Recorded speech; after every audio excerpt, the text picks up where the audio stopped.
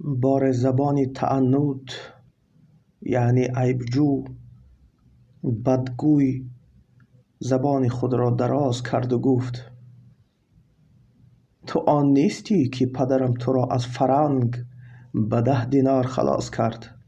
گفتم: بله آنم که به 10 دینار خلاص کرد و به 100 دینار در دست تو احمق گرفتار.